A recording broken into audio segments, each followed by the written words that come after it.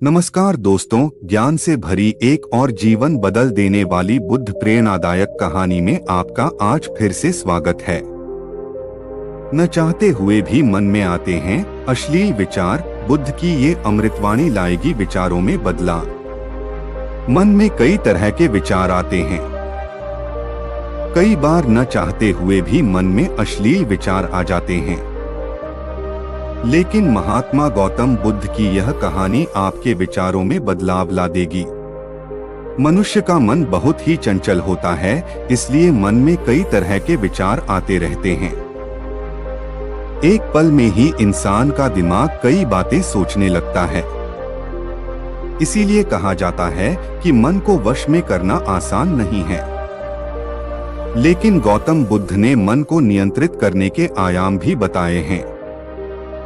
मन में विचार आना गलत नहीं है, लेकिन मुश्किल तब हो जाती है जब विचार गलत हो जाते हैं। ऐसी स्थिति में जब मन में अश्लील विचार आते हैं। कई बार न चाहते हुए भी मन में अश्लील विचार आते हैं। अगर आपके मन में भी ऐसे विचार आते हैं, तो गौतम बुद्ध की यह कहानी आपके विचारों में बदलाव जरूर लाएगी। बुद्ध अपने भिक्षुओं को उपदेश देने के साथ साथ उन्हें भिक्षा के लिए भी बाहर भेजते थे। एक बार उन्होंने अपने भिक्षु भरत को भिक्षा लेने के लिए एक भिक्षुणी के घर भेजा। भरत पूरे रास्ते श्राविका के पास जाते रहे और मन में यही सोचते रहे कि आज भिक्षा से मुझे क्या भोजन खाने को मिलेगा, क्योंकि भरत चंद्रवंश के राजकुमार थे और बुद्ध के मार्गदर्शन में भिक्षु बने थे।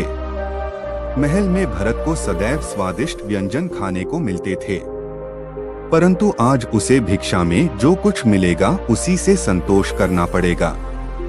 भरत श्राविका के घर पहुंचे और भिक्षा मांगी। श्राविका ने भरत को डोट बैठने को कहा और भोजन लेने घर के अंदर चली गई। इधर भरत फिर से अपने पसंदीदा भोजन के बारे में सोचने लगे और जैसे ही श्राविका भोजन लेकर आई तो भरत आश्चर्यचकित रह गए। भरत ने देखा कि श्राविका ने उन्हें उनका पसंदीदा व्यंजन परोसा है और वह अपना पसंदीदा भोजन देखकर प्रसन्न हुए।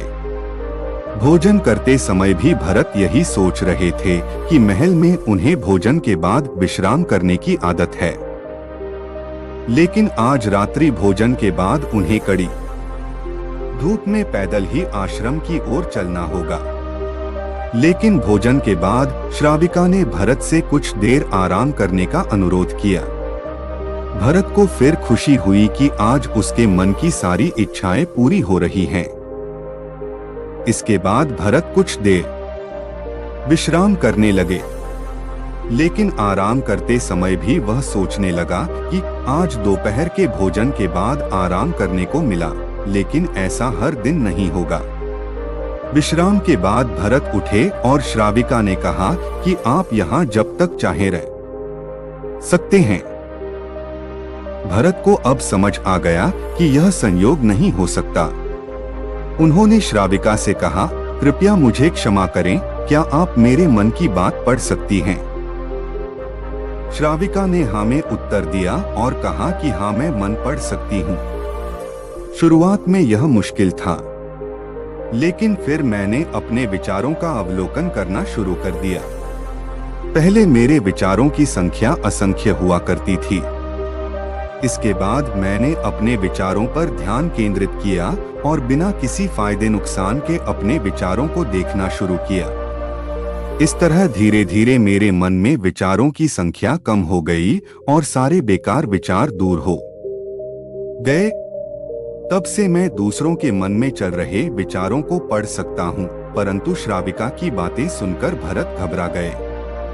इसके बाद भरत ने श्राविका से अनुमति ली और आश्रम की ओर चल पड़े। रास्ते में भी भरत को फिर मन में आए विचार याद आने लगे कि उसके मन में भी श्राविका के प्रति अश्लील विचार आए थे। श्राविका भी उसे जानती होगी, वह मेरे बारे में क्या सोचेगी। भरत को अपने आप पर शर्म आ रही थी। आश्रम पहुंचकर भरत ने गौतम बुद्ध से कहा कि अब वह कभी भिक्षा मांगने नहीं जाएंगे। बुद्ध ने भरत को अपने पास बुलाया और कहा, क्या हुआ है, मुझे अपनी सारी परेशानी बताओ। भरत ने सारी बातें बुद्ध को बताईं। इसके बाद बुद्ध ने कहा, अगले 1 सप्ताह तक तुम उसी श्राविका के घर भिक्षा के लिए जाओगे, लेकिन आपको इस बात का ध्यान रखना होगा कि कल भिक्षा के लिए जाते समय आप अपने मन को पूरी तरह सचेत रखें, अपने भीतर उठने वाले विचारों पर ध्यान केंद्रित करें और यह भी ध्यान रखें कि आपके मन में क्या इच्छाएं उठ रही हैं। तुम ये सब बातें ध्यान में रखकर कल जाओ और उसके बाद वापस आकर मुझे बताना। अगले दिन भरत भिक्षा मांगने गए। बुद्ध के निर्देशानुसार वह पूरे रास्ते अपनी इंद्रियों को जागृत रखते हुए चल रहा था। जब भरत श्राविका के घर पहुंचे तो उन्होंने भिक्षा मांगी। उसके भीतर कोई वासना नहीं थी और कोई विचार नहीं उठ रहे थे।